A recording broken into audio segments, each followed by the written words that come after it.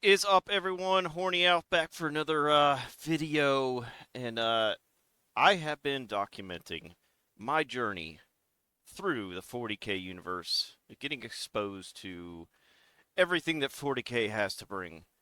I started off, I said this in my first video, I started off playing the games, really enjoyed them, want to get deeper into this universe. I originally watched the timeline video from Bricky, which was great. I actually had people in my comments who have said they wish they could have seen me react to it. So, as a compromise, I may be getting a friend who's a fellow YouTuber to get on, and I'll get him to react to it, me and him together. And you can see his reaction, and I'll post that on my channel at some point, so stay tuned for that.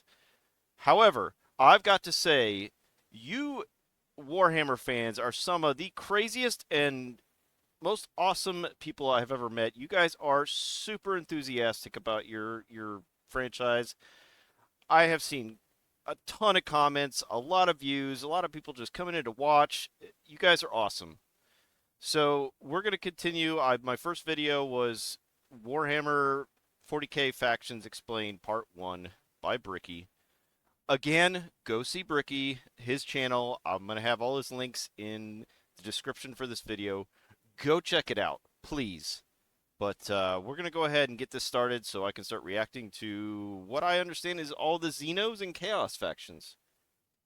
Before I get it started, if you're watching this video and you want to give a comment, please let me know what is your favorite Xeno faction or Chaos faction. What is your favorite Chaos God? I'd love to hear everyone's explanation and why. So let's go ahead and get this started.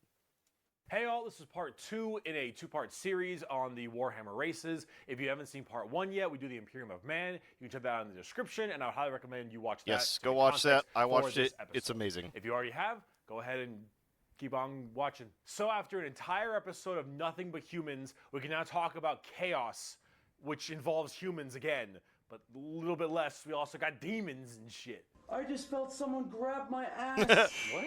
Like hard, Nick. So as I mentioned, Chaos is awesome from what I've seen so far. I played in Darktide, Warhammer Darktide, playing against the forces of Nurgle.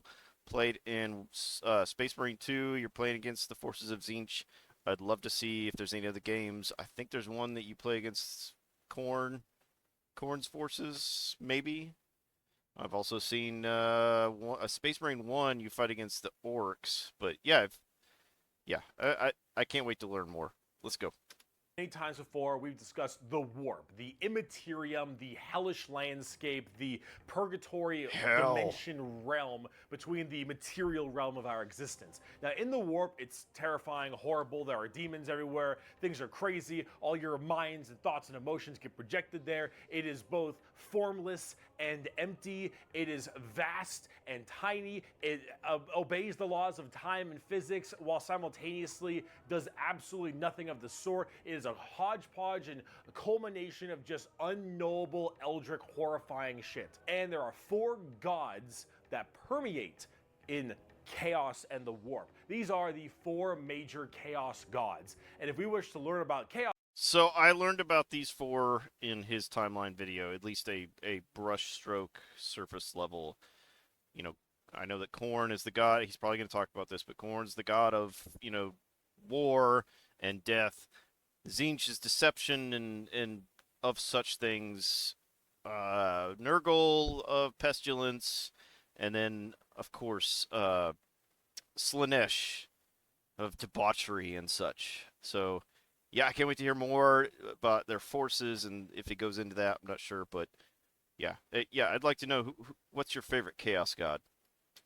We need to learn about each and every single one of these Chaos gods. First up, we have Khorne, and he is the easiest. Khorne is your classic Satan. He is all about anger, murder, fighting, blood, guts, death. Oh, also, while he's talking about this, who is the strongest Chaos God? Does anyone know that? Is there a established this god, Chaos God, is the strongest of all the forces of Chaos? Let me know. Death. You ever heard the term blood for the blood god, skulls for the skull throne? That's Khorne. The whole idea is that he is all about the fury and strength of battle. He doesn't care where blood comes from so long as blood is flowing. He wants to fight and murder and carnage and slaughter and death, death, death, death, death. That is Khorne. Very simple to understand. So I imagine in the world of Warhammer, Khorne is just growing exponentially because of the amount of war and just death and destruction that happens in this universe. Next up, you have Tzeentch, and Tzeentch is the god of change. However, the god of change, it's permeates in so many different other ways. He's the most eldritch of all the demon gods. He has this weird way to always be plucking at the strings of the universe. He's always conniving and scheming and doing his best to cause as much little bullshit as he can. Tzeentch is unknowable. Everything that makes sense, he will and won't do. Every future and setting and every type of destiny or fate. Why is every depiction of these chaos gods, they all have tons of teeth? I just find that interesting. It's funny, but interesting.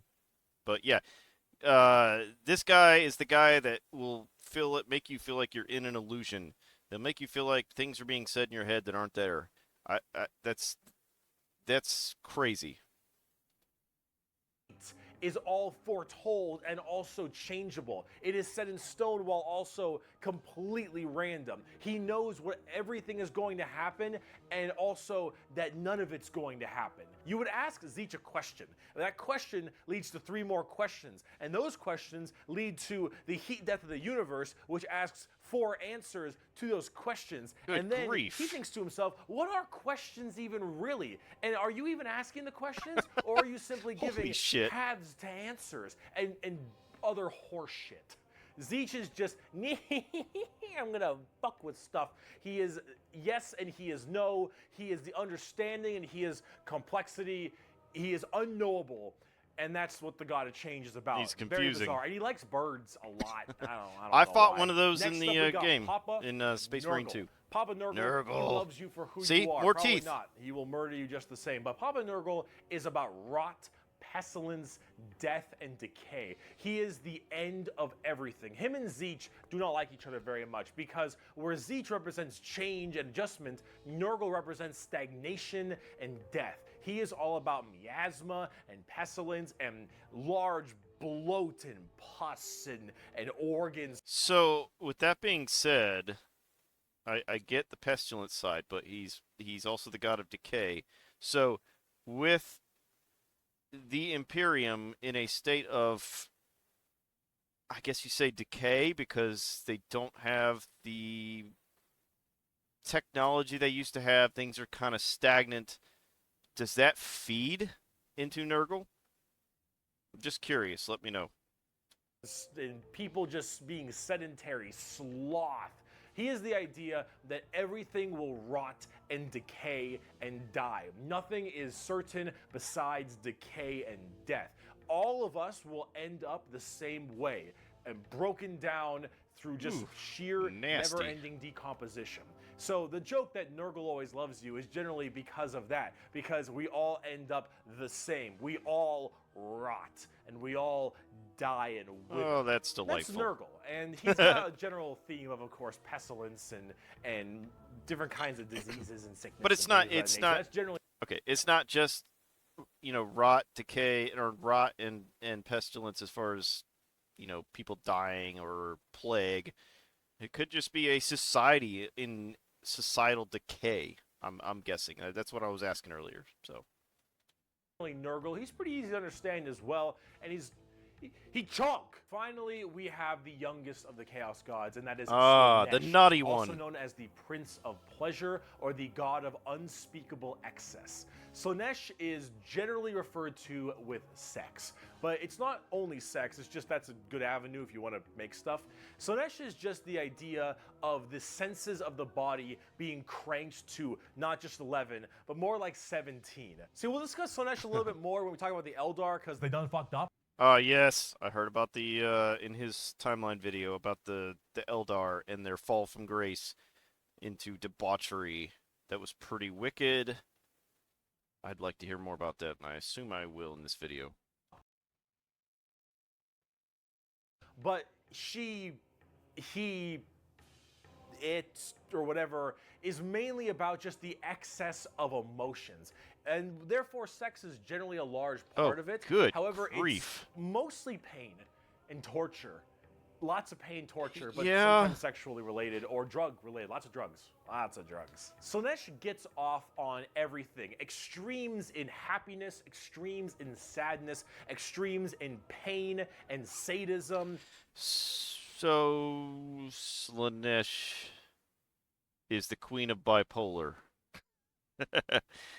But yeah, I could see the queen of S&M, the queen of mixing pain with sex. That sounds awful. And masochism, and Oh, of there course it that is. goes along with the sex part of it as well. It's generally referred to with sex because of the color scheme, very purple, lots of exposed genitalia. A lot of their models have like exposed nipples and stuff, and that is Ooh, generally nipples. the theme you go for from a physical side, but it really embodies everything, mainly pain and also the excessive amounts of emotion. So when it comes down to it, you'll find a lot of them have things like spikes or whips or any kind of BDSM style gear because it is unspeakable excess, the prince of pleasure, everything in excess to the point where it is just sheer frightening. That is Slaanesh To be honest, sounds like American society these days.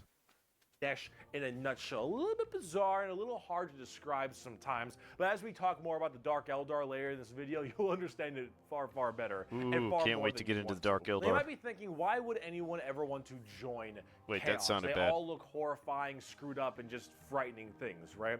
Well, the thing is that, of course, one, your mind is put into the warp and the Immaterium, so you can be easily swayed by chaos demons when they get into your head, especially if you're a psyker.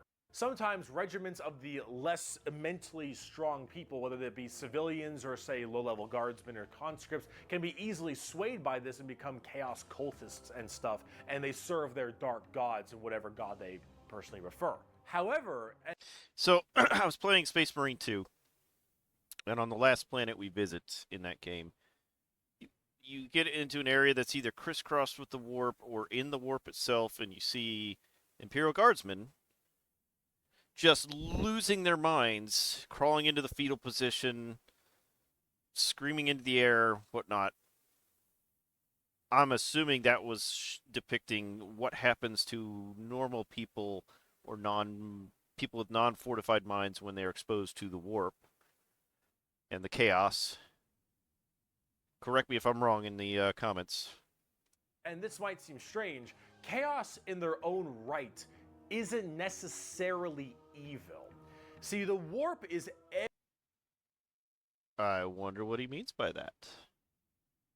That's interesting. Let's see what he's got to say. every manifestation of emotion and being, every soul, everything of existence. This includes all the good things. All the different chaos gods have another side to their coin. Khorne might be death, murder. That's sounds like a very good analogy. Two sides to a coin, a yin to a yang. That's interesting. When I first heard about the Chaos Gods, learning about this, about 40K, I just thought they were pure evil, which maybe they are, but there's good sides to them, or they're, like I said, a yin and a yang. I don't know. That's pretty cool. Slaughter, but he's also got this weird sense of survival of the fittest, trial by combat, and honor. Khorne will never lie Interesting. to you. Khorne will never stab you in the back. Khorne Kill, isn't kill, kill, about but he has an honor to him. conniving and He'll be scheming. straightforward Khorne with is you. about straight up mono e mono, you versus me. Get in the ring. We're gonna murder each other hard right now. Also leads me to believe that he would not get along well with Tzeentch, who's all about deception and change. Clouding your mind, getting in behind your back, so to speak. It may not be a good thing at the end of the day, but it is that other side of the coin. Him and Tzeentch generally don't get along because Tzeentch is that conniving. Whoa, whoa, whoa. Is that a mouth on his crotch with lots of teeth? Huh. Okay. Schemer, but he's also about the idea of hope. Where there is change, there is change Interesting. for your Schemer. predicament. There is change for your problem. The Hope and hope change, of the two galaxy, sides. the ability to bend the world to your will, the idea that your fate is not set in stone, but in reality that you control your own destiny and can control it whenever you want, the changer of ways. That is Tzeentch. And of course, Tzeentch and Nurgle hate each other because while Nurgle Naturally. does represent stagnation, death, and decay, he also represents finality. Quick question. He's the god of, obviously, pestilence and such. Also the god of stagnation. Does that mean that he is fed when you see a society in decay? Not necessarily it has to do with disease, but you see a society in decay or stagnation, it feeds Nurgle, or maybe that's Nurgle influencing that society. Just a thought. Let me know. An ending. The fact that you can be mentally at peace knowing that you will end and how you will end. Fear of the unknown, fear of change is not present with Nurgle. With Nurgle, everything So Nurgle's about finality, which that explains why he said that he doesn't get along with Tzeentch, who's about change. will rot and die, and that provides that finality, that ability that this is over. We are all the same, and we will all end the same. We're all the same know in the death. Meaning of life. The meaning of life is to live and die and rot. And with that, it brings peace of mind. Slaanesh is a lot more simple. While they are Look at all the the excess his of sensor emotion, bars. they are also the representation of emotion. Slaanesh embodies happiness. Slaanesh embodies excitement and joy and pleasure, not only in the sense of the physical. So Slaanesh is the bipolar god? Maybe? But, I mean, she's for happiness, but also pain and sexual torture? You know, Bam! Bam! pleasure, but also everything else like food and drink and air on your cheek and sunlight, the feeling, emotion and feeling. All of that is also represented with Interesting. Slaanesh. So you have to ask, why are they always represented as super evil skulls and spikes on everything and want to murder everybody? I don't really got an answer for you on that one. My assumption is that because mentally humans may think worse thoughts, even if we don't act on them, and therefore they're projected in the warp more. That one's a little bit weird. I don't know. This is One more question when regards to chaos. So if everybody's emotions feed into the warp, the Eldar went hyper emotional and created Slaanesh, or maybe she was already there, just a birth because of them. Could something similar happen with the humans? Do the humans are the major population of the galaxy? There's a lot of, without other word to say it, shitty stuff going on in the Imperium. Could that birth a chaos god from them and their things that they're doing? Just curious. me spitballing right now, but I don't know. You need a super bad guy. You already got the Imperium of Man. You need somebody to be a little bit worse than them. So you got demons. Honestly, who cares? I just want to buy like a bird magician. Look at him. So That looks cool. sweet. So combining all this together, on Dude, the those tabletop, figurines Chaos look Demons are generally very amazing. melee-based. They run The in, you go detail, really the hard, you have lots of painting. summoning and conjuring, tons of spells. Generally a little bit frail, but they have special saves to make them a little bit stronger. You've got giant demons and smaller demons. You've got Nurgle. hordes of little boys and tons of big guys. Demons are as they seem. Demons. Nurgle is slow. Khorne is super scary in Oh, melee. sweet. You've got Tzeentch, who are far more. I gotta say, after everything I've seen, I think I'm leaning towards Khorne as being my favorite Chaos God. Because, yeah, he may be for murder and destruction, but he'll at least look you in the face when he does it. Into psychers and spellcasting, and then Slaanesh, who is all melee, really, really, really fast, but squishy, but in lots of hordes of tons of melee and pain damage, of course. So overall, the demons are a huge part of 40k and a Yeah, massive I get threat that. to almost every single faction, with the exception of a couple. However, Yeah, playing Space Marine 2 and Dark Tide, I've seen forces from both Nurgle and Tzeentch.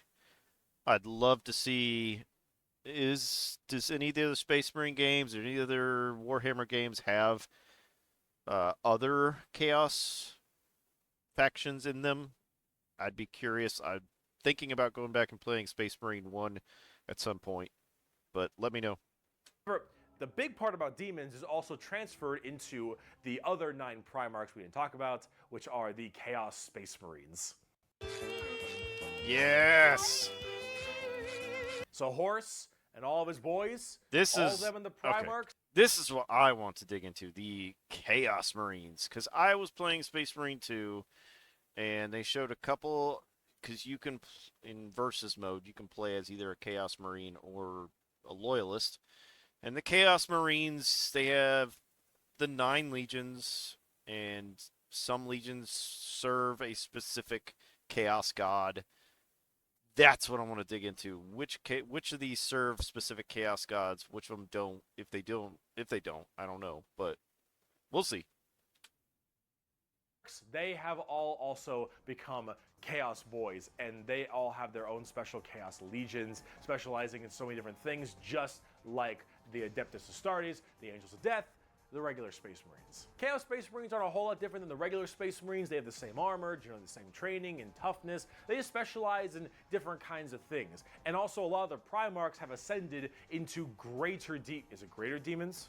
They're demon Primarchs at this point. Gigantic, horrifying man-demon hybrids that are pretty awesome, if I'm going to be honest. They look really, really cool. Dude, that looks sick. And their associated legions that they are a part of are all kind of going out there and causing a large ruckus for everyone else. Considering the raw strength and firepower of a legion of Space Marines, imagine that entire legion just... I'm guessing that's a legion that supports Khorne based on the look. Maybe I'm wrong, but...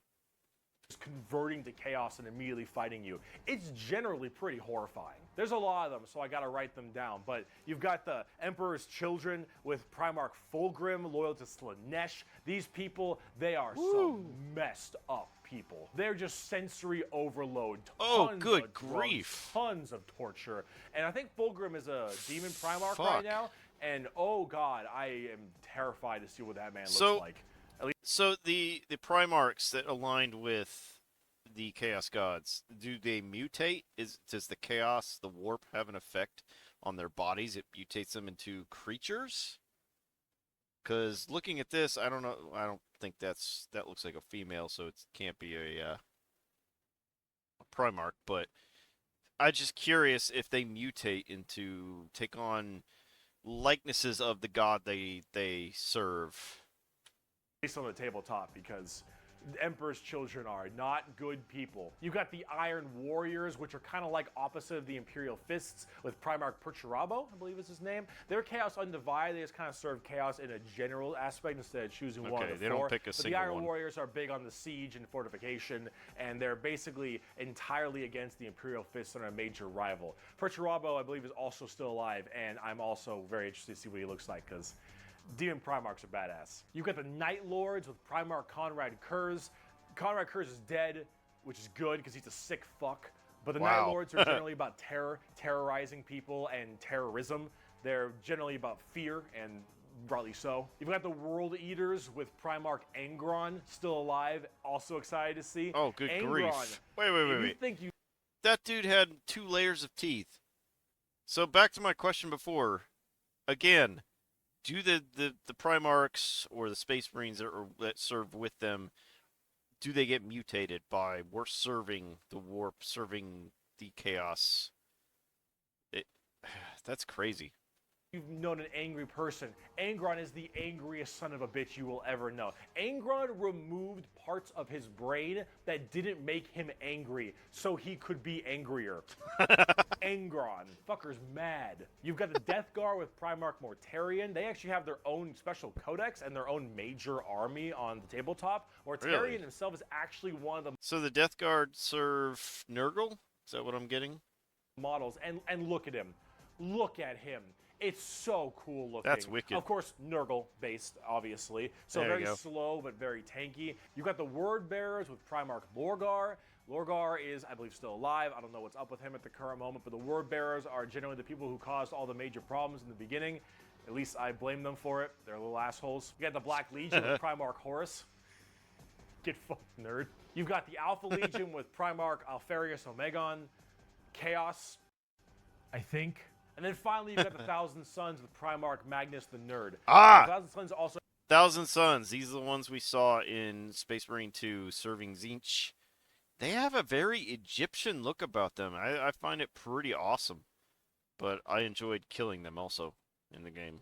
So, have their own book just with the Death Guard. Magnus is also a tabletop model. He looks super cool, as you can tell, and they're Dude, all that's wicked. super heavily Psyker and kind of Egyptian themed. They look Yeah, pretty yeah, neat. yeah. But overall, with all of these Chaos Space Marine factions, you can play as a lot of different ones, but the main ones that you can really work at are standard Space Marines, Chaos Space Marines, as well as the Death Guard and Thousand Sons, as they are the most fleshed out, especially on the tabletop at least. See this right here? This is a really good way to describe the Chaos Space Marines. Okay. What the thick-headed fools with their broken corpse of an emperor fail to understand is that not only can they never defeat us, but they cannot hide or flee or shield themselves from the triumph of chaos. They are finite and we are unbound, undivided. They must not err, or they shall fall to heresy. All who fall join our cause. Every imperial fool who dares to open his eyes. wait. So all who fall join our cause. Is that a thing that's common with the Chaos faction? If a Chaos person kills you, you automatically join their cause? Or was he saying that when your people die, there's less of you to deal with? I'm not sure where he's going with that. Is a willing recruit. They strive merely to hold back our fury and might, and it consumes them. Thus, you can see chaos is inevitable. We lurk not only beyond their grasp and at their gates, we lurk within the darkness of their souls, on the tip of their tongues, in their tortured dreams. We are them, but freed from the shackles of ignorance. We are them, grown strong, evolved. We are them, but so much more. As hardcore as that quote is, Dude, the that's saddest awesome. part is they're mostly right. Chaos is basically unkillable. You could probably get rid of Space Marines, a decent amount, the Chaos Space Marines that is, but every soul that dies goes to the warp. Every Chaos soul will end up back in the warp. And depending on how hard you killed them, they will come Wow. back at some point. Every demon you banish will return. So you kill them, they go back to the warp, they rejoin their Chaos faction, and then they're ready to go right back into the fight. That is insane. So how do you defeat Chaos? Honestly, in the end, how do you defeat something like that? That is crazy. At some point, chaos is unstoppable. The warp is unending. And while maybe there is at some point some way to stop them somehow, the resources to do so, the requirements to do so, are so far beyond the reaches of man and the other races at the current moment that really it's just an unstoppable force that just keeps on coming and is just barely being slowed. Chaos is by far the biggest threat. They are without number, their legions are everywhere, and yeah, they're pretty scary. That is crazy. So, I promise, we're done with humans now. Let's talk about some Xenos. So, it seems to me, and it will never happen in this universe because that's heresy, but if all of these Xenos plus humanity got together and united against Chaos, they could potentially deal with it. Maybe. Maybe not. But either way, it'll never happen because heresy, right? Am I right? The Eldar, Let's this talk is what I about wanted the to get to. Eldar, or also known as the Eldari, which are a super hyper-specialized and very technologically advanced race of, well, elf people. Right. They were, as Space well, elves. responsible for the creation of Slanesh, the newest demon god. How'd they... I've also heard that from different points of view within the community of Warhammer that Slanesh may have already existed, been around, but the depravity of the Eldar birthed her, meaning brought her into active existence. I don't know. I've heard some crazy things from different people. Do that? Debauchery on a world-ending scale. See, back in the day, it was just Khorne, Tzeentch, and Nurgle. And the Eldar are very, very ancient, millions of years. These Eldar, however, have a bit of a sensory problem. You know, every kind of pain or feeling that you have is a little bit amplified compared to the normal. However, with Eldar, as their race advanced so excessively, and they became so self-reliant, and everything became so easy, there was no requirement for food production anymore, there was no shortages, everything was basically done.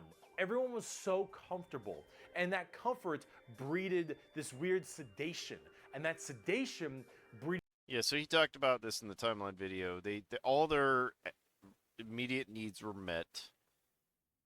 So, I guess in their perspective, life got boring. So they decided to start doing some crazy shit to stimulate their senses, I guess.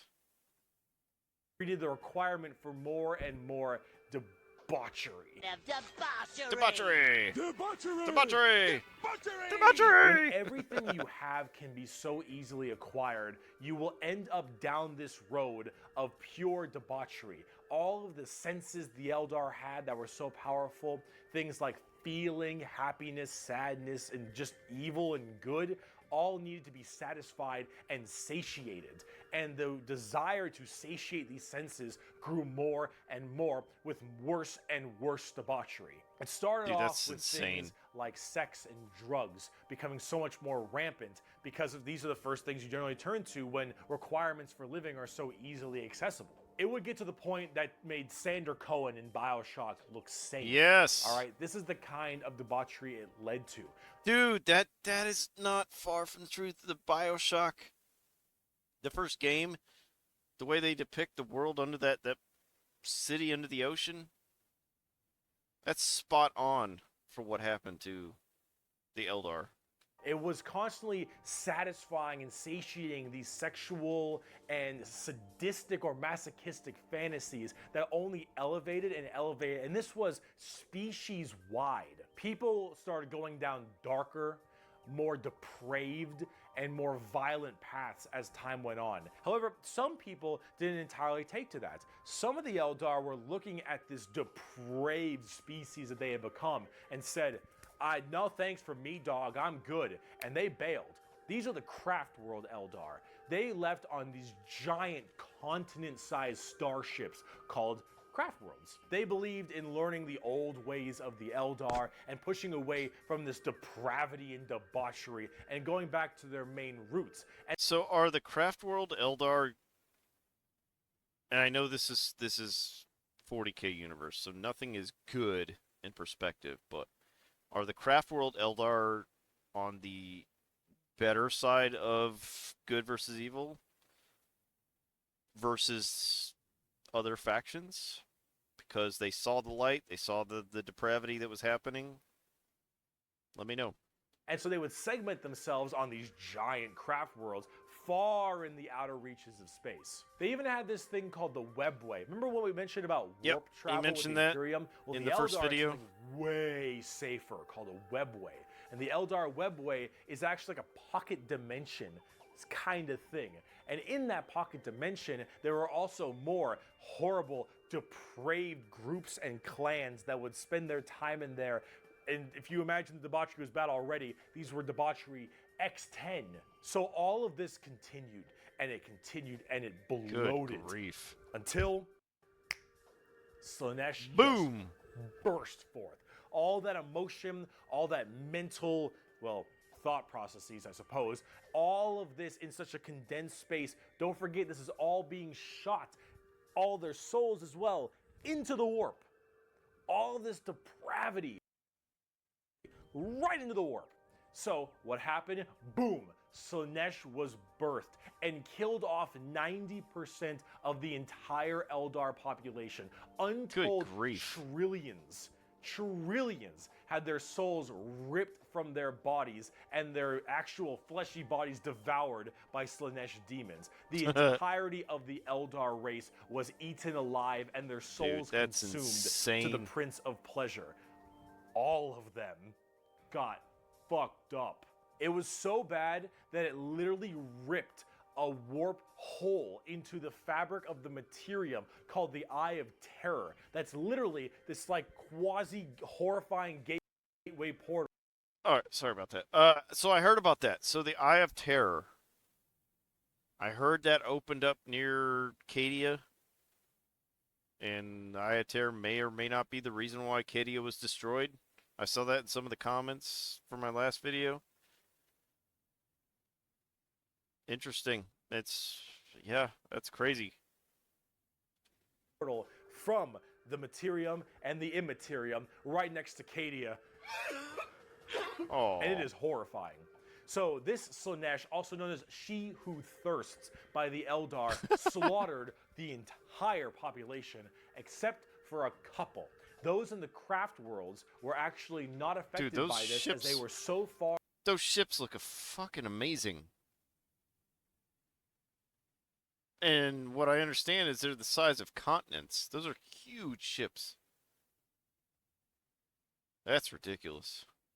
in the reaches of the galaxy. That crazy crack, that birth of Slaanesh only affected the ones in the center. So these craft world Eldar were able to escape, but Slaanesh got their sights on them. Every time an Eldar will die, their soul doesn't just pass into the warp naturally. It goes straight to Slaanesh, craft world or not. What about those people in the webway? Well, imagine that giant birth happening, but they were only able to just barely get a grasp onto you. Slaanesh was just barely able to hold on. These people are the Dark Eldar, or also known. So the craft world Eldar, do they have to spend the rest of their lives fighting, like living a more monastic life, like not monastic like monastery, but living a good life to prevent Slaanesh from getting to them? Just curious. He's about to talk about the dark Eldar, so we'll see how that goes. known as the Drukhari. The Eldar population right now is so massively small. It is minuscule compared to any of the other most of the other populations in the universe. The Eldar are consistently having issues trying to get their population up because as their souls are constantly being hungered by from Slaanesh, they realize their entire species is doomed. And they understand it very well. Since the time of the fall, our race has been haunted by what we, in our reckless pursuit of hedonistic indulgence, gave birth to. Though our dreams once overturned worlds and quenched suns, we are now but fitful shadows clinging to the edge of existence. All the stars in the sky cannot blot out the hateful glare of the red moon's eye. The birthing place of the great enemy pulses with all the malice of a demon that is dreaming, casting its shadow over all we have ever done and all we ever shall. Every twisted strand of fate and casting of the runes leads me to this time, to this place, and it is clear that the final battle awaits me at the ancient Crone worlds, a conflict the likes of which has not been seen since the Monkai warred amongst themselves and their corpse of a seer fell to his traitorous son. Is coming, and all my steps lead towards it, no matter that I walk other paths. I see the stars stained red with the blood of the Monkai, and though their wars do not concern me, I would gladly let them destroy one another. I know that to avoid this fight is to condemn my race to inevitable doom, and though all I see is darkness, I know that I will not flinch from my destiny. Now let's talk about cute plastic models. Dude, that's... Bro, I'm straight up not having a good time. Wow. That is insane. So, are the Eldar doomed to go extinct? Or are some of them trying to pursue other avenues so they don't go extinct? Interesting.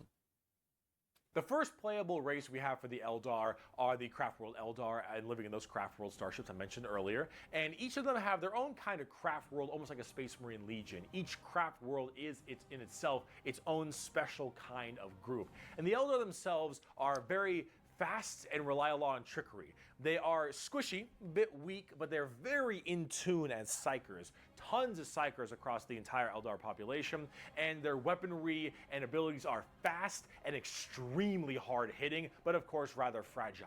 Understanding an Eldar's brain is an exercise in futility. They are all over the place in confusion and trickery on a whole galactic scale. They fight weird, they think weirder, and Eldar in their own right really rely on this to keep their species alive. They need to think about deception and the strangeness of what they do if they truly want to not be immediately murdered and slaughtered wholesale thanks to their entirely small population. However, I must say that So their race has to think about when they go into battle, what dictates how they go into battle is based on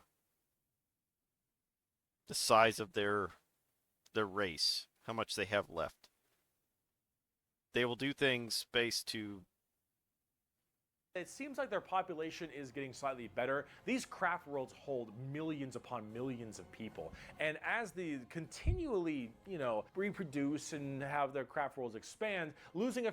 Also, are there specific books in the 40K universe that talk about or surround Eldar from the craft worlds? I'd be interested in if those exist, and I could look into them. Few people in battle, while hurts a lot, they aren't really losing what's extremely precious to them. It's not like every single death means the death of their species. It seems like they're kind of on the upturn a little bit. They're still a doomed race being sucked into Slaanesh every time someone dies, but they are definitely doing a little bit better than they were before. Eldar are fast, cunning, and what they don't make up for in tankiness, they make up for in extremely advanced weaponry. They also call humans Monkai, which is something I mentioned earlier.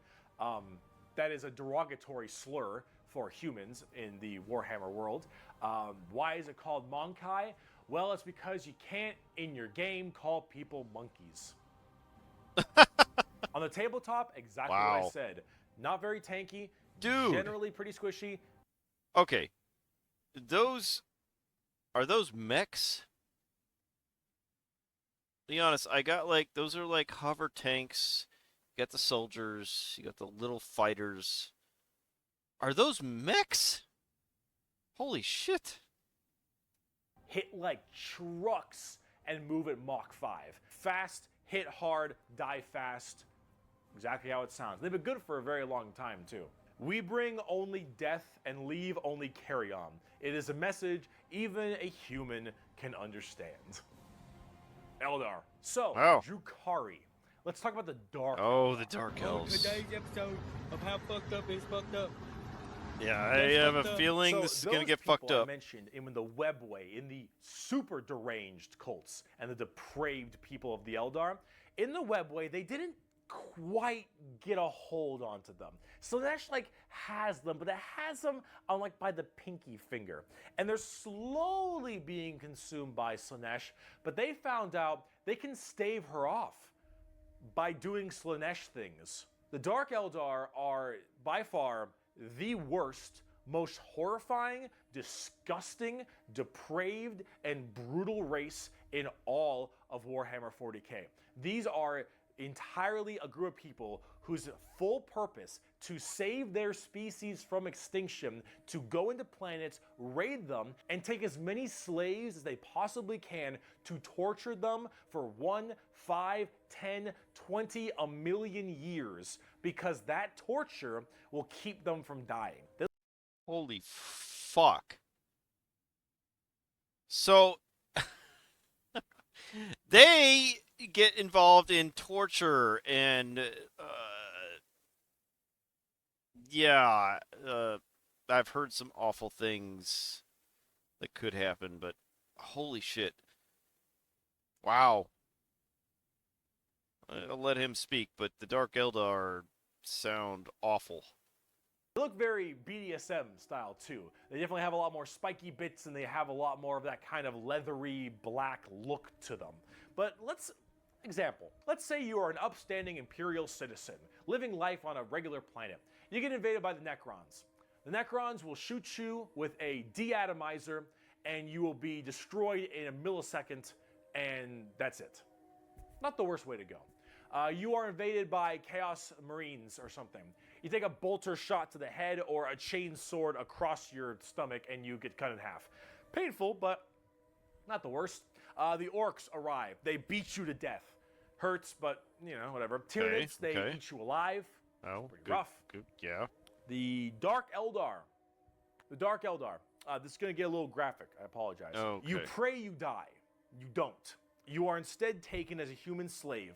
Your life will be endless work and agony, 24/7. They will make sure you can't not die, as your pain satisfies them. Oh, good grief. They will hook you up to all manner of torture devices. They will inject pain-based like stimuli drugs directly into your nervous system. They will slowly run razor blades across your skin. They will fillet you and pull out your teeth and your fingernails one by one. They will remove your appendages and your skin and wait for it to grow back so they can do it again.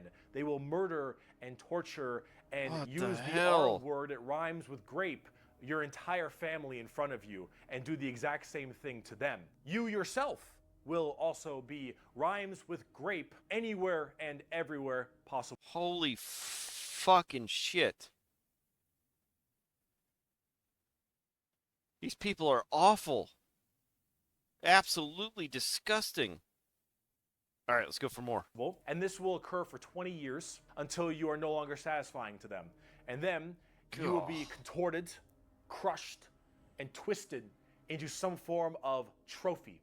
A fleshy trophy, or a ring, or a couch, or a TV stand, or perhaps a wonderful hat, while you are, of course, still alive Yeah, a corpse and hat. breathing. And you will become a moaning, fleshy trophy. Wow. They will keep you alive as some kind of device, a hat, a ring? That's fucking messed up. For eternity. And that is what happens when you are taken by the Dark Eldar. They are the most depraved, most horrifying race in all of 40k. They look the part, and they do it so they all don't die. They are literally forced to do this, because if they don't, Slaaneish's grip will get harder, and they will have their souls pulled away. They're forced to do it, but it sounds like they want to do it. You're doing good, man. You're doing solid. You keep that shit up, you elf-eared bastards. That's the Dark Eldar. That's the Drukhari. They are horrible. On the tabletop, they're actually kind of like Eldar, but more extreme. They are even squishier than the Eldar, but they hit generally even harder. Fast attacks, skirmishers, really quick, speedy, like get around them, do a lot of damage, get away kind of stuff. That's most of the Dark Eldar. Look up the definition of grim dark in a dictionary. You'll find a picture of the Dark Eldar. And Sev from Republic Commando. A quote from Mr. Vecht. We are the lords of despair, masters of terror. Dread and agony are our meat and wine, and they are plentiful indeed. Dark Eldar. Let's talk about the Harlequins. Ooh. Clowns. What's the matter, Andy? Don't you The want Harlequins?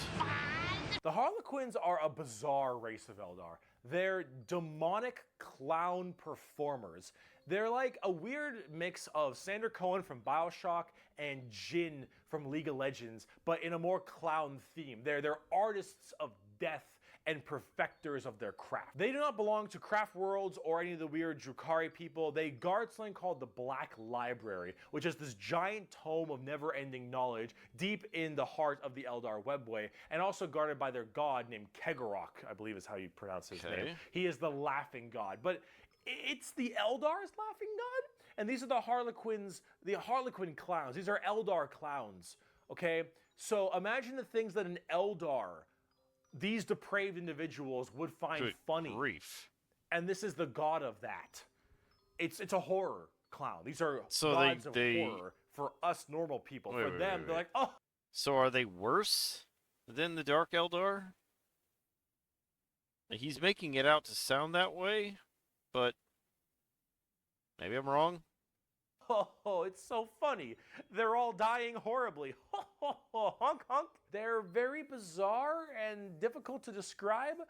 They've escaped the ruinous powers of Slaanesh somehow, but their main thing is guarding that black library, and the Harlequins just... They're demon clown performers. They're barely any models on the tabletop. They're good in melee. They're demon clowns. I'm not sure. I got a quote. It is too easy for an Eldar to embrace the obscene virtues of chaos, for Slaanesh is nothing more than a manifestation of the Eldar mind in its most wild and unconstrained form. Human morality is meaningless to the Eldar, and to the dark side of the Eldar mind, all life is to be expended at a whim. Cruelty and generosity are but the impulse of a moment. Beauty and sensuality are virtues that can be expressed in bloodshed just as easily as in song. To an unfettered Eldar mind, there is neither sanity nor madness, but merely a wave of perfect existence fulfilled by its own savage momentum. They're very strange. Okay. The Harlequins, Drukhari, Interesting. Eldar, they are an anomaly that is humans very weird. seem completely easy to understand in comparison. They range from rekindling their civilization to horrifying murder and also clowns. They're all over the place, but honestly... They seem like elves more akin to Tzeentch. Just weird, kind of deceptive. I don't know. Just as a newbie, just voicing my opinion. They represent quite well and are rather interesting, especially with the whole Slaanesh murdering everyone bit. So, yeah, Eldar. Now, bugs. Ma, they following me, Ma. The Tyranids. The bugs. The bugs. The Tyranids. Now, you want to talk something a lot more fun, a little more simple than all this crazy Eldar shenanigans? Let's talk the Tyranids. They're bugs. Do they look like Zerg? Hell yeah, they look like Zerg. You want to know why they look like Zerg? That looks like Aliens. That looks like the movie Aliens, but a little crazier. I fought them in Space Marine 2. They're nuts. Zerg because they were actually supposed to be what Zerg were. Apparently StarCraft was supposed to be a 40k game in the beginning, hence why they look so much like Eldar, Zerg, and the Imperium of Man. Like, kind of Space Marine-y. Those Marines, huh? They look a little bit Space Marine. Yeah, exactly. Maybe. I don't know. You really fucked up on that one, Games Workshop, didn't ya? Tyranids are a giant infestation of unfathomable proportions. These are giant, extremely bio-advanced hive mind organisms that are basically all about absorbing as much biomass as they possibly can to evolve and mutate to be extremely potent and powerful and kill and eat anything in their path. They are probably the least evil faction in all of 40k because all they want to do is eat shit. They want to nom nom the entire galaxy. They hangry and we food. Also, this Tyranid hive mind has a presence in the warp. In fact, Tyranids in their own right have a massive presence in the warp. They have a thing called the shadow in the warp specifically, where when they are coming in to invade a planet, they have this weird ability to kind of cut off the warp on all the psychers on that planet. And how do you get help across the stars? Well, you need the warp because you need that for interstellar travel. So with people unable to call for help from the Tyranids, these are just easy pickings. And an entire giant Tyranid hive fleet comes out of orbit and just will massacre, absorbing all that biomass and turning them and all of their other Tyranids into even more advanced monsters. They come in so many varieties too. So I fought the I fought the Tyranids on Space Marine 2.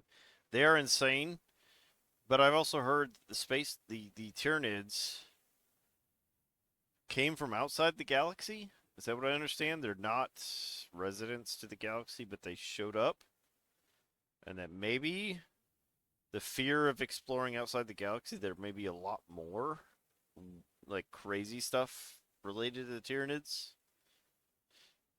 That's insane, and the way they work, that's crazy.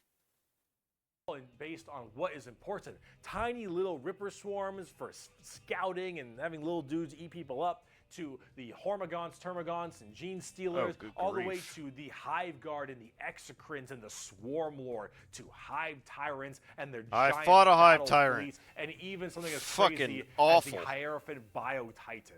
The I fought a Tyranids come in Bio-Titan. all We killed a Bio-Titan in Space Marine 2. That was nuts. Thing is fucking huge. forms and sizes depending on what they require. They are extremely good at anti-biological weaponry. There is no way you can plague them or blight them. They have extremely strong armor, carapaces and such. Tyranids are nigh perfect organisms and are pretty spooky when it comes down to how they handle all of their genetic material. Keep feeding them, they'll keep evolving. They keep on creating new horrifying organisms to spread across the galaxy. That is crazy. And you want to know the most terrifying part of the Tyranid? Like I said, that sounds like a lot like the xenomorphs from the Alien franchise. Be honestly curious what came first, the xenomorphs from the Alien trilogy or Alien movies, or the Tyranids in the 40K universe. I'm not sure when they popped into the 40K universe, but I'd be curious what came first. Tyranids is, we might be surrounded. There have been like around 6 or 7 Tyranid hive fleets. Behemoth, Kronos, all these different kinds of hive fleets. And they've all arrived in the galaxy from different points. Different sections of the Milky Way galaxy have had different Tyranids come through. And that is horrifying. Because as far as we know, we could just be surrounded on all sides by Tyranids. The only reason you may not hear a whole lot about Tyranids is because it's a little bit hard to have a bunch of story off of one hive mind genocidal monsters. All these giant bugs swarming in, killing and eating everybody. Yeah, and that's evolving. crazy. Oh, I mean, as cool as there are, there's some cool characters, the Swarm Lord, Old One Eye. You can't really have a whole bunch of major character-based stories around them. As awesome as they are, they're simple. They want to eat you. They want to eat you and absorb everything. your biomass. They are simple bugs. If you want something a little more complex, talk Gene Stealer cults. I can have all the pot I want, I get Oh. around faster than walking, and wherever I need a seat, I can just sit on my balls. Gene Stealer cults are a special brand of Tyranid that can South Park. That episode where he used radiation to get his balls big, and he sat on his balls. That's fucking hilarious. All right, Gene Stealers. slowly infect themselves into different kinds of society. And by infecting them, they can rise up to where they all pray and believe in these regular humans, pray and believe into their Tyranid hive mind gods. And these brood lords and I think they're called patriarchs all can turn an entire world all based into Gene Stealers. And these are called Gene Stealer cults. An entire hive world of the Imperium can be turned into nothing but servants to the Tyranid masters just by infecting them and screwing with their genetic code a little bit. Wow. They also have this cool like Mad Max look, which is really neat. They are definitely one of the bigger threats to the Imperium. So they are a offshoot of the Tyranid race. So it's regular races infected with Tyranid to take control of them and to do their bidding. Imperium besides Chaos. I keep saying biggest threat to the Imperium. They're up there though, because you, dingus, stepped on a bug in middle school. Asshole. There is a cancer eating at the Imperium. With each decade, it advances deeper, leaving drained, dead worlds in its wake. This horror, this abomination, has thought and purpose that functions on an unimaginable galactic scale. And all we can do is to try to stop the swarms of bioengineered monsters it unleashes upon us by instinct. We have given the horror a name to salvage our fears. We call it the Tyranid race. But if it is aware of us, it must know us as nothing but prey. Tyranids, they're cool. But are they as cool as the orcs? Every scream's Orcs! That means I'm super fast. Yes. Orcs. I fucking love orcs. So, yes, the green monsters, the green tide, the green skins. These orcs, they are in fact a race in 40K. The orcs are as exactly what you expect them. They have archaic weapons, they're big boys, they have axes, and they got big old teeth, and they want to kill everything, and there are so many of them. The only reason they haven't taken over the entire galaxy is they can't stop murdering each other. Orcs are so cool. Orcs don't have philosophy. Orcs don't have existential they just crisis. What matters is who's the biggest take orc. shit. You listen to that That's guy, orcs. because he the biggest orc. He big orc. Big orc knows best. You win through the power of imagination. I know in the timeline video, he said the orcs were created around the same time as the Eldar. So, what happened to the orcs after the Eldar were created? Did they? It sounds like they just are about taking over worlds. I'd be curious to hear more about the orcs. Of all the races I have battled throughout the galaxy, the orc is the hardest to comprehend. They wage war with machines that should not work, care little for strategic gains, and are just as likely to slaughter each other as the enemy. How does one battle an enemy that defies all logic? As an orc, you're enjoying Sounds about right. life. You're enjoying the life you're given. Your whole life and job and purpose is to get up and beat each other to death because you can. The biggest orc is the man who understands everything. He is the boss. And orcs have this really weird, like, big, dumb, stereotype British accent, which is just hilarious to me. Those are orcs. I like that. You fight. You like to fight. Your whole purpose is to fight. You wage war because you want to wage war. You got your boss over there, and you better listen to the boss, because if you don't listen to the boss will squish you and make you an example for the other orcs. And then you can't fight because orc dead. And orc dead is orc dead. They sound like they're dumb like Ogrim. Maybe about the same intelligence level. I don't know.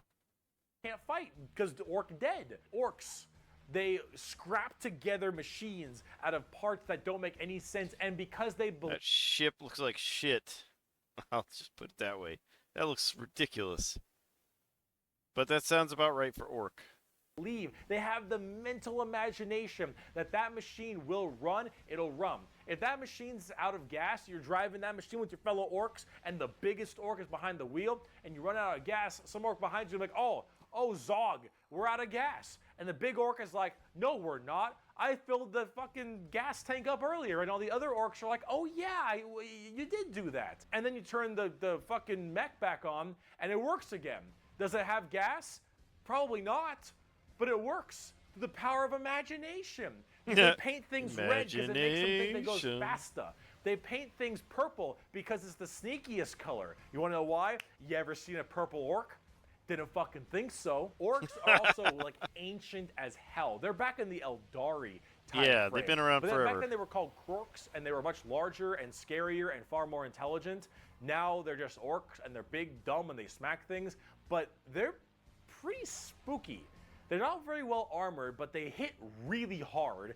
And it's called the Green Tide because there are so many orcs. There are about as many orcs as there are Tyranids. So did the orcs reproduce really quickly? Maybe more. Who knows? But they keep on, murdering each other, so it's not too bad of an issue. Orcs are entirely comic relief. Their stuff is slapped together. That makes no sense. Their vehicles don't work the way they're supposed to, but they work because they think it works, because they imagine that it works. Orcs care only about who is the biggest orc, and they will follow the biggest orc. And then if they want to be the biggest orc, they'll challenge the biggest orc. Wow. And then when they go and they issue a wa is just war in orc, they murder everybody and everything in this giant tide of green orcs. So who are just who are these little bitty orcs? The ones that you look at just to the left of Bricky. Are they orcs? I played World of Warcraft, and the orcs in here look like orcs, but that looks like a troll. But yeah, is that an orc? I don't know. excited to be hitting something. They don't care that they're hitting Eldar or the Imperium or Tau or anyone in between. They're just so they get to beat shit up. That's orcs. And on the tabletop, They are a total coin flip, and they're really fun. Wow. I have never met a salty orc player. I have never met someone who plays orcs and is ever just a bad guy or that guy. Orc players have this kind of fun to them because when you play them, you are completely submitting yourself to RNG. So here's the thing. Guardsmen, Imperial Guardsmen, when they shoot, they roll a dice, and on a 4 up, they'll hit their target. They have a 50% chance. Space Marines, pretty good. They hit on a 3 or higher because they're well trained. Adeptus Custodians, they hit on 2s because they're just super well trained. Orcs, they hit on a 5 or higher. But if they roll a 6, they get to make another shot with anything, from the dinkiest pistol to the biggest rocket launcher. It doesn't matter. Half of their stuff will blow Holy up on a crap. whim. One of their medics, if you roll a 1 to heal someone, you fuck up your surgery and you just kill an orc. Holy shit. They're so wacky and silly. But the thing is if you roll well, I you like roll that. high, and you keep rolling high, you are going to crush people. And if you don't, you lose. Oh, well. And that's Yeah. what you get when you play orcs.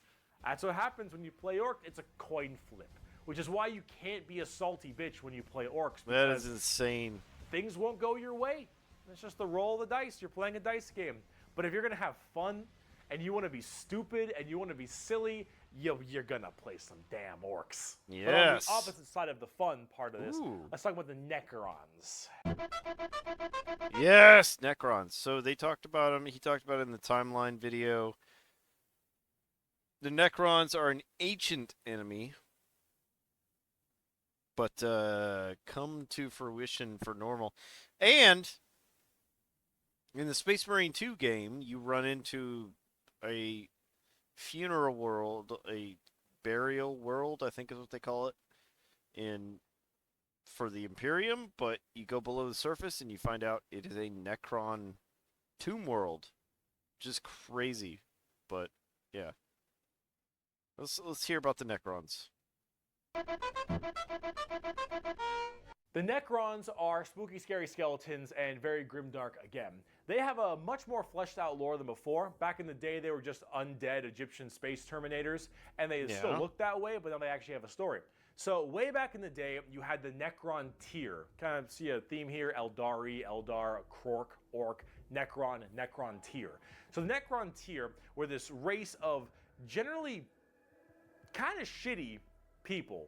Not because they were personally shitty, because their lives were awful. They were ill-fated to a horrible existence quickly. of radiation and a terrible planet they lived on, and everything just really sucked. Being a Necron tier was just really depressing. They really were looking for immortality. They were extremely reliant on the hope that they would eventually find the key to living forever and just stave off this horrible nature that they were thrust upon them, and therefore they could become the most dominant race in the galaxy. And they found this group. They're called the Old Ones. Imagine them kind of like the Forerunners in Halo or the Zelnok. Yeah, he talked about this in the excuse me, in the timeline video. Talked about the Old Ones. They begged out for the Old Ones to help out their existence. The Old Ones said basically piss off, and they tried to fight with them. But yeah, he's probably gonna get to that. Saga in StarCraft, right? These Old Ones were these strong, pretty much omnipotent beings, and they, of course, knew the key to immortality. So the Necrons went to them and said, please, show us your ways. And the Old Ones said, piss off. Not really. They were a lot more humble about it, but they did That's exactly the same thing he said in the timeline video. not want to share their secret of immortality with the Necrons. The Necrons, of course, took this very well and waged war with them, kind of under this united banner. The Necron different dynasties didn't really like each other, but under this one man, the Silent King, he thought the best way to unite his race was to do this giant war with the Old Ones out of spite for them keeping the secret of immortality to them. This was known as the War in Heaven, and this is actually like a multi-stage war, because during this war in heaven, they discovered the Star Gods, a whole new race of people known as the Catan, or the Catan. These Star Gods were also... They mentioned the Catan in the in his timeline video. different set of gods. Maybe not gods per se, but higher beings than normal being creatures. Same thing as the old ones, maybe higher beings. So very much like old ones, almost omnipotent beings, and they too had the key to immortality. And so the Necrons went to them and said, hey, can you help us fight off the old ones? Can you help us kill these old ones, you, the Catan? And the Catan said yes. And in fact, we can help provide you with the immortality you so desperately seek. So the Silent King of the Necrons decided to make a pact with the Catan to allow them to accept this generous gift of immortality upon them.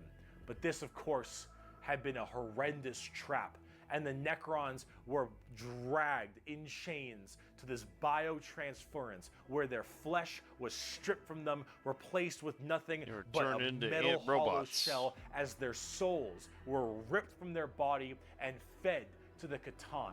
And the Catan fattened up. They got chonk on the souls of the Necrons. As this was their plan all along, they consumed the flesh and souls of the Necron tier and turned them all into unwilling robots. Good grief. So they got strong based on the Necron tier giving their souls. So Necron being just robots. But they've got an infinite army of robots now. Robotic slaves just to serve their will. And then, with their new-founded Necron army, they pointed their guns at the old ones, and the Catan continued their domination of the stars and their genocide, complete and full genocide of these old ones. The old ones did their best to stave it off. They even created other races, the Eldari and the Orcs. Yeah, I saw that in his other video, that they created the Orcs and the Eldari before they were killed. But I've also heard from friends that maybe the old ones aren't dead. I don't know. But I've heard this time period for 40K, there's not a lot of information. So you just take what you can get. Try to fight off the horrifying Necron army and the Catan above them, but there was absolutely no possible chance for them, and the old ones were absolutely extinguished across the galaxy. Their entire race completely removed. Full-on 100% genocide. However, during all this, the Catan, so just infatuated with their victory, started fighting each other for fun, for sport, and for small differences, doesn't matter. The Catan, with these overpowered people, they're going to eventually hit each other at some point. And as they began just menially fighting each other, the Eldari and the Orcs actually started pushing on the Catan's borders a little bit, giving them a little bit of a run for their money. And as this continued, this is when the Silent King, who retained his consciousness, decided to leap into action and start a full-scale revolt against their Catan masters. And this revolt was bloody, as the entire Necron army was surged off to destroy these star gods. They were able to, just after suffering horrendous losses, were able to turn the tide of the war. And they took these Catan and they blasted them, because as these star gods are unkillable, they were able to break them into thousands of shards and entrap them in giant stasis vaults to now actually be slaves to the... As he said in his video, the timeline video, basically Pokemon. Yeah. So, space Pokemon. There you go. Necrons. And with the Necrons having the entirety of their old gods enslaved to them, they realized that soon their race was about to be attacked by the overcoming new races, the Eldari and the Krorks. And so what they did is they retreated into giant stasis tombs in order to preserve their energy and their... Yes, Tomb Worlds. We had that in Space Marine 2. Like I said, the last level is a Tomb World. And the interactions when you discover that it's a Tomb World is pretty awesome. strength for when one day they would be reawakened and they would be able to rule the galaxy that was rightfully theirs. And then some dingus Adeptus Mechanicus guy diddled with a green console, and now the Necrons are back, and they see all these primitive races on their lawns, and they think, get the fuck off of it. The That Necrons sounds about are right. back, super advanced, and they are here to reclaim the galaxy that they so rightfully believe is theirs. Now, at tabletop, they're a lot like that. Tons of undead Egyptian skeleton robots that when they die, they just get right back up because they keep on reanimating. Hard to kill, tons of crazy stuff. You can use the Catan themselves as units to Good fight with. grief. That is Pretty awesome. cool. The Necrons are one of the three major events in 40k. The Horus Heresy, the Fall of the Eldar, and the Awakening of the Necrons are all pretty substantial events. And the Necrons themselves are pretty dang cool as well. Here's a good quote from a wonderful Dawn of War game. Lucky creatures, as long last you have found the tranquility of death. I was like you once, clinging to life and blind to the truth. When I uncovered the truth, I too shuddered and paled with fear. Deep in these catacombs, I was remade. Here, my brethren slumbered for eons while the living grew like weed. My Lord knew this day would come. He had plans for us all. We would purge this world once more. So come, poor victims of life. We will grant you tranquility in these crypts. Kronos will be a tomb world once more. Wow. Necrons are also pretty smug. Trazen the Infinite, Dude. especially. A little dickhead. I could see the Necrons being full of themselves because they're ancient, but what I hear is their memory might not be perfect because they've been around for millions of, well, not millions, but thousands, 20, 30, 40, 50,000 years, whatever it is.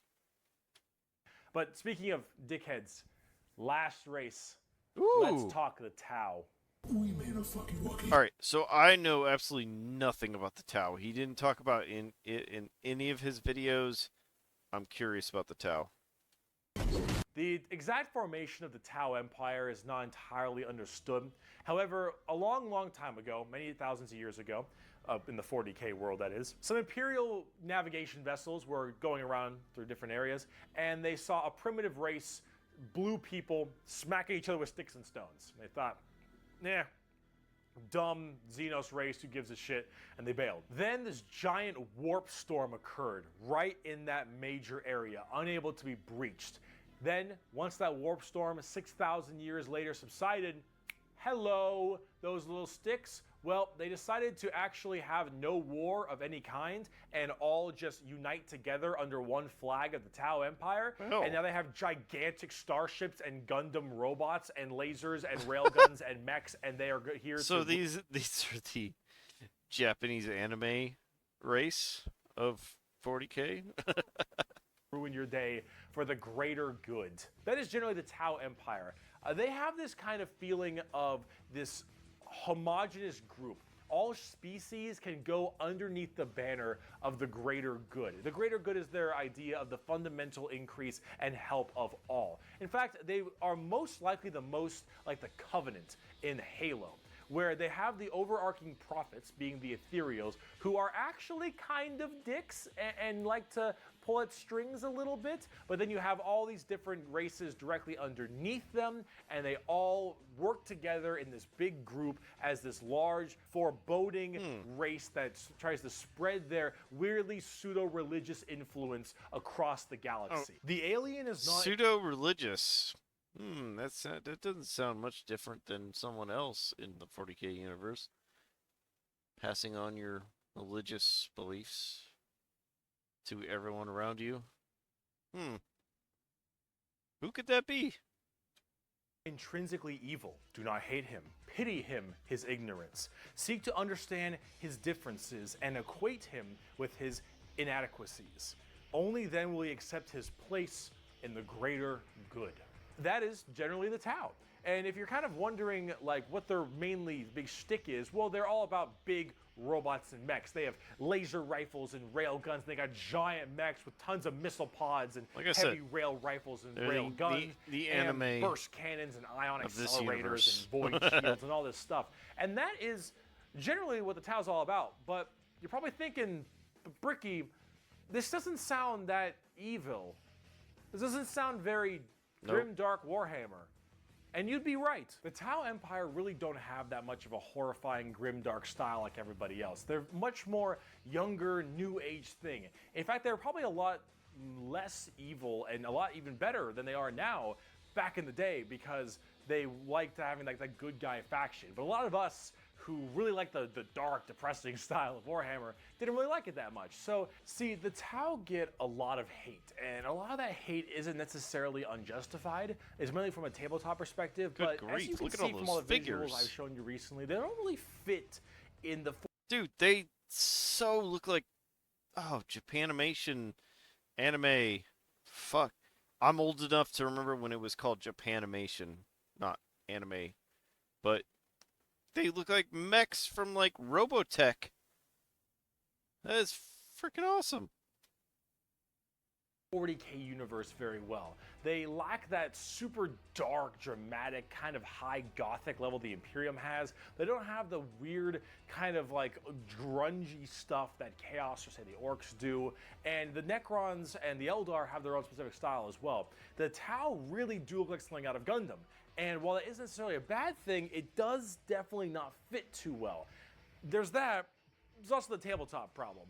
In tabletop, Tau are horrible at melee combat, but exceptionally good at range combat. So they blast everyone from really, really far away, and they have a million rules to make it so that it's nearly impossible for you to get into melee combat. So it basically just forces you to bottleneck the game into one specific gameplay style, which is gun to gun. And if you're doing gun to gun, they're going to win every time, because they're the Tau, and the Tau are really damn good at shooting.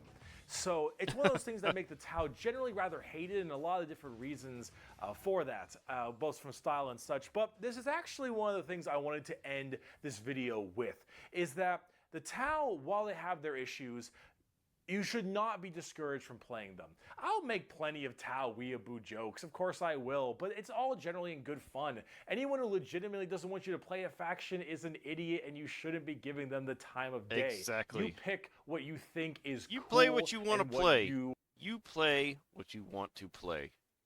Don't worry about what other people think.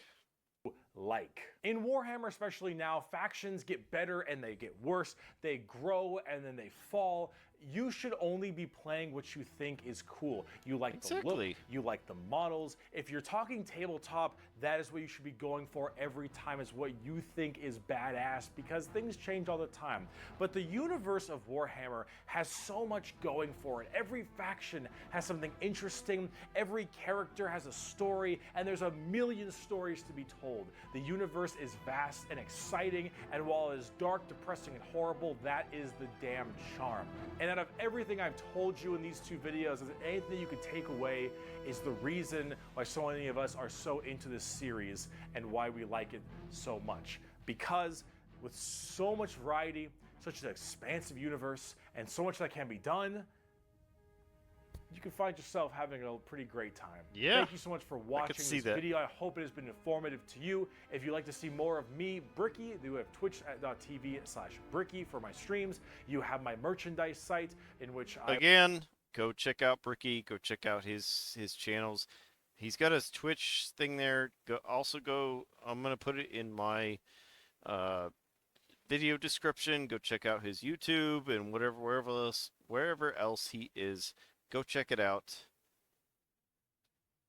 I was wearing all of my merch, but underneath this, because I had to wear this so it wasn't black or white for the green screen, which is a little unfortunate, but it's fine. If you'd like to see merch, it is in the description. Also, if you'd like to support me on my Patreon page at patreon.com. Go to all his links there. Go check him out. That would also be wonderful. So Twitch, merch, Patreon, anything if you want to support, that would be fantastic. I'd appreciate it. If not, I'm just stoked you got all the way to the end of the video, and that is enough for me. Yep. So I'm going to be having some more content like this out in the future. Thank you so much for sticking around this long and being with me through this pretty rough time. That's, I think, all I got. Also, before I go... All right. So he's going to do a little promotion, but otherwise, thank you for everyone who was here. Thank you for everyone who watched. Thank you for everyone who is interested in what I'm doing on YouTube. I appreciate it. I am trying to document my progress through the 40K universe. You guys are awesome. You've dumped an enormous amount of information in my comments about the universe, and I appreciate that. I will keep taking that into consideration for future videos. But other than that, if you like what I do, I also do gaming streams, so go check those out. I played over 5 hours of Darktide last night. Go check out my videos. Go check out my playlists. I play through games. Other than that, if you like what I do, give me that like, follow, subscribe, and until next time, see ya! Whoa, wait a minute. Okay, so first time I recorded this, I didn't realize I cut off the end where he was going to give a quote from Warhammer. So here's what we're going to do it real quick, react to it. I'm going to stamp this onto the back of my video so I don't get any hate from you guys. So let's go ahead and watch what he's got to say. Also, before I go, let me leave you with my favorite Warhammer quote. He who scoffs at the power of the las gun has never ran through a field of 1,000 of them. Bye-bye. All right. Once again, as I said before, go check out my stuff. Go check out my YouTube. I've got a bunch of playlists, gaming streams. I'm also doing these reaction videos. You can go see part 1. It's already up on my page. I'll probably be dropping these videos every Wednesday. Maybe a Warhammer Wednesday. All right. Till next time. See ya.